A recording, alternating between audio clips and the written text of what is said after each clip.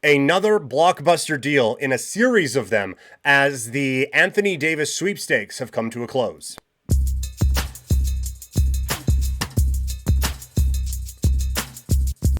All right, the Shams tweet just going out. It came up as a notification for me, so I'm 95% sure this isn't a fake. Yeah, 3.5 million followers. That's a it's a really good fake account if it is. Either way, the trade. Breaking. The Dallas Mavericks are trading 10-time NBA All-Star Anthony Davis, Jaden Hardy, D'Angelo Russell, and Dante Exum to the Washington Wizards for Chris Middleton, AJ Johnson, Malachi Bronman, Marvin Bagley III, 2 first-round picks, and 3 second-round picks. Sources tell ESPN. So, wow. A gigantic move from the NBA, and it's the Washington Wizards who are going in with all in now with the Trae Young Anthony Davis duo. That's an interesting move for Washington. I am genuinely shocked by this. There was a lot of talk of the Raptors going in on him. That was not the move I wanted them to make necessarily, giving up the assets that they were going to have to give up. But yeah, this is wild. Look at Washington go.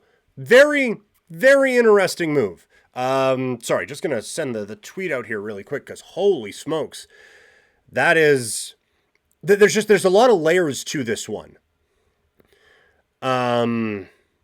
So sorry, this is really bad podcasting, but I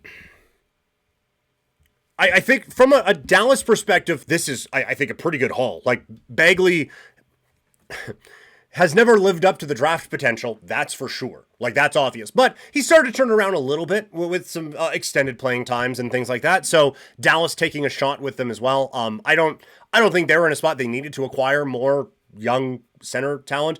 Like Gafford's probably going to be on his way out now too, but with him and Lively, like whatever. Like Middleton has really been bounced around over the last little bit, and it's not like he's going from better situation to better situation. So that's something, but maybe there's still an opportunity for them to flip him, or off the top of my head, I don't know what his contract situation is, but like Dallas is obviously going in a bit of a different direction here. Middleton with Flag can be a pretty good duo. We'll see what he ends up actually doing, if there's any role for him there. 2 first-round picks kind of helps them work toward the future a little bit more. So it's not the blowaway return you would think. Like when the Raptors were talking about it, it was like RJ Barrett, Jakob Poeltl, and just a boatload of picks. Like that's not what this is. It's a few picks, like second round picks. I don't care. 2 first round picks is fine, I guess. Like getting first round picks from the Wizards, that seems like a good thing. Like just banking on the 2-year parlay that they're gonna screw something up with oft injured Anthony Davis and wildly inconsistent Trae Young. Yeah, that's a bet I'm willing to take. So that part of it seems to make sense, I think, from a Dallas standpoint. For the Wizards now, with Young and AD, like I said, that's a lot of inconsistency to just be locking your team into. But like Trae Young lobbing it up to AD, really interesting. And Anthony Davis had the shooting season of his life when the Lakers went on to win that title, but it hasn't really been his game ever since then. So like that, you don't worry about that with Trae Young because he's shooting the lights out. The part of it that I wonder about a little bit is blocking the way of Sarr, who is starting to kind of figure some things out, starting to work his way through it a little bit. Again, like I liked how some of their young players were starting to come along. The Kulabes, the Sars and some of those dudes. I liked how that was starting to progress a little bit. So I worry about having ball dominant Trae Young and Anthony Davis now kind of getting in the way of some of that progress when you weren't ready to go out and make some of these moves. But again, like they didn't give up a fucking thing for Trae Young. With all due respect to CJ McCollum and Corey Kispert, they didn't give up a thing for him. And this, in terms of getting one of the best big men in the NBA when healthy, you're not giving up a ton. If these guys weren't factoring into any of your plans, and they probably weren't, you're not giving up a ton for it. So Washington is just kind of looking around and seeing like, okay, well, we can get, sure, like, wasn't really what we had in mind, but for that, yeah, fuck, why not? Sure, let's go for it. So they're taking advantage of where the market has been on some of these star players that have become kind of distressed assets. So the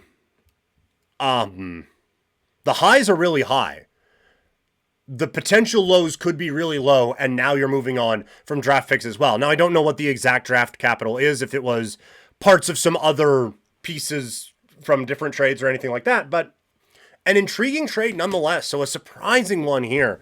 And now I think the center market, which is where, I got the Raptor shirt on today, where the Raptors are going to be looking. Obviously, Sabonis now becomes the prettiest girl at the bar. I kind of thought he was anyway. But Sabonis now becomes the prettiest girl at the bar. And if this is around the asking price, that's fine. Oh, we do have the draft compensation. Sorry. Dallas is receiving a 2026 first round pick and a 2030 protected Warriors first round pick in the deal from the Wizards, along with second rounders in 26 from Phoenix, 27 in Chicago, and 29 from Houston. So they're actually not getting the Wizards picks at all. So there goes that gambly thing. But protected Warriors pick in 2030 is what it is.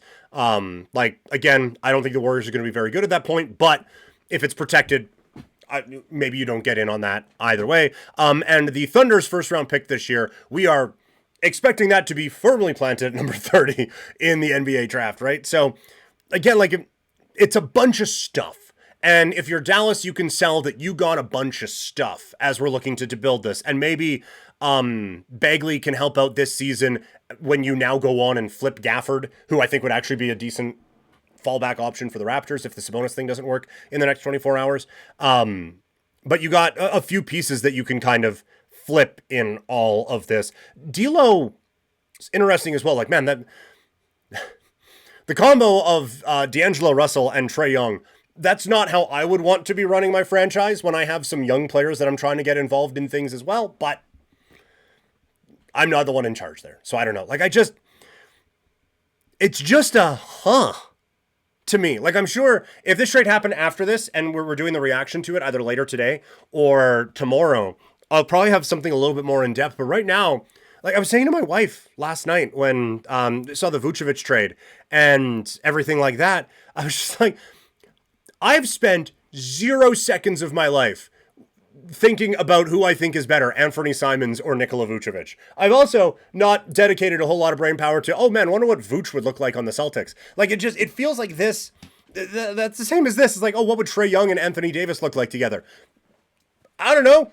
I don't think I would trust either of them, but okay, maybe. Like, it's so weird. All of this. It's so random, it's so weird.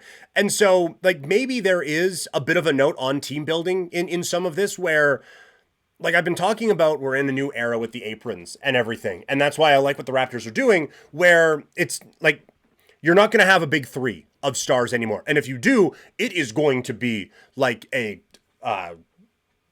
pick a place, Slovenian C-League depth that you have the rest of the way, because no one can afford it.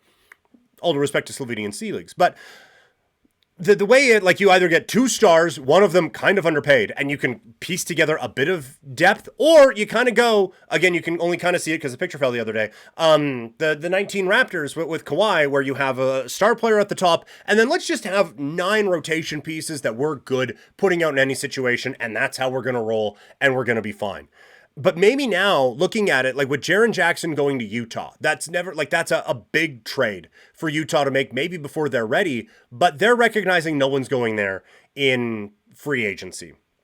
So we have to go out and make a trade. And for Washington, they've kind of looked at it like, look, we don't think we're really in a spot where we can contend right now, but if these hit, these are going to be great pieces for us. So we're going to get the potential of a star player for 75 cents on the dollar. We're going to go thrift shopping. We're going to hope that the hoodie that we're getting, it looks good on the rack. You wonder why someone left it on the thrift shop rack to begin with, but we're going to go out and get it, and we're just going to hope that we can pull it off when we go to the golfing or a gala or whatever, and we're just going to hope that it holds up. That's what some of these other teams are doing. So it's an interesting strategy for Washington. I don't know if it's the timing of it all just feels weird because I like some of the young pieces that they put together and how it's starting to come together a little bit.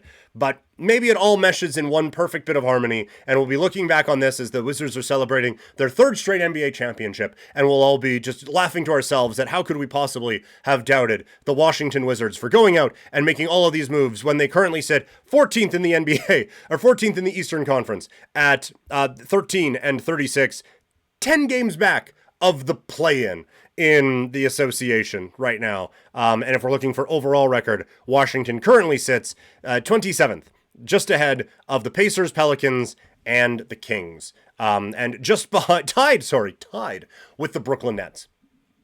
Weird times in the NBA with all that going on.